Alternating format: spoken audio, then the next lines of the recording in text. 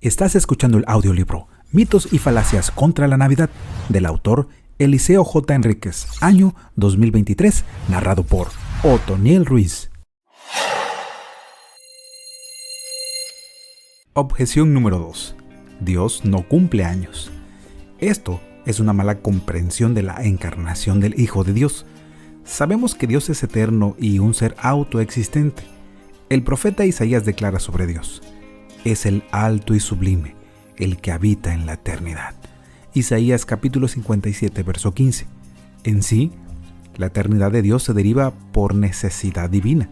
Si Dios existe necesariamente, por ser la causa sin causa y el origen de todo lo que existe, entonces es imposible que Dios no exista. Esto es lo que los teólogos llaman aseidad divina.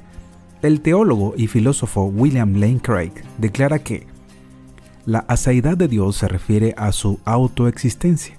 Dios existe, ace del latín aceitas, es decir, por sí mismo y sin necesidad de causas externas para su existencia. El afirmar que Dios existe eternamente significa, al menos, que nunca comenzó a existir y nunca dejará de existir. El existir eternamente significa también existir permanentemente. Ahora bien, hay que entender que acá hablamos de Dios como Dios encarnado, el Hijo de Dios. En un principio era el Logos, y el Logos estaba ante Dios, y Dios era el Logos. En un principio, estaba ante Dios. Juan capítulo 1, versos 1 y 2 de la Biblia textual. Así, el Hijo de Dios, Jesucristo, se encarna y se vuelve verdaderamente hombre. Y el Logos se hizo carne y tabernaculizó entre nosotros, y contemplamos su gloria como del unigénito del Padre, lleno de gracia y de verdad. Juan capítulo 1, verso 14 de la Biblia textual. Y es verdaderamente Dios. El grave problema de los anti-Navidad es que no comprenden la diferencia de Dios como ser ontológico y Dios como ser encarnado. Jesús, el Hijo de Dios, al ser encarnado en un hombre, necesariamente nace y al mismo tiempo tiene una fecha de nacimiento terrenal. Nadie niega que el Hijo sea eterno. Juan capítulo 5, verso 58, Isaías 9:6, Colosenses 1:17, Apocalipsis 1 del 17 al 18, etc. Pero tampoco podemos negar que nació terrenalmente tras su encarnación, entrando en la historia humana, porque eso haría hasta dudar de su existencia como persona real que vivió y murió.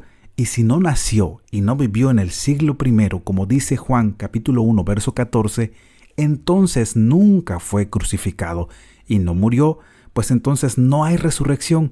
Y bien sabemos lo que dice el apóstol Pablo sobre si no hay resurrección. Vana es nuestra predicación, vana también nuestra fe. Y si vuestra fe es inútil, aún estáis en vuestros pecados. Primera de Corintios capítulo 15, versos 14 y 17. Como pueden ver, negar que Cristo nació como hombre es un error garrafal.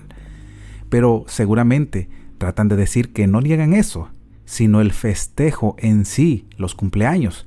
Pero, ¿qué es en sí un cumpleaños? Nuevamente, vayamos a la RAE. Un cumpleaños es el aniversario del nacimiento de una persona. Por lo tanto, si negamos su aniversario, negamos su nacimiento. Y si negamos su nacimiento, negamos su existencia en el marco histórico del siglo I, para cumplir con la obra de nuestra redención.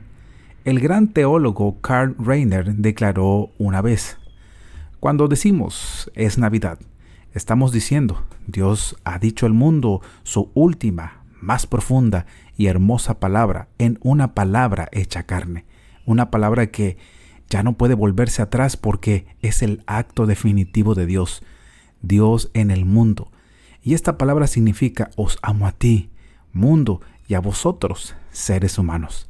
Esta palabra de amor hecha carne nos dice que debe haber una comunión íntima, corazón a corazón, entre Dios eterno y nosotros. Dice aún más que existe, ya está en comunión, aunque nosotros podamos rechazar aún este beso de amor que ya nos quema en la boca. Esta palabra la ha dicho Dios con el nacimiento de su Hijo, y ahora reina por unos momentos una tranquilidad silenciosa en el mundo, y todo ese ruido que llamamos orgullosamente historia universal o nuestra propia vida es solo un ardid del amor eterno que quiere posibilitar una respuesta libre del hombre a su última palabra de amor.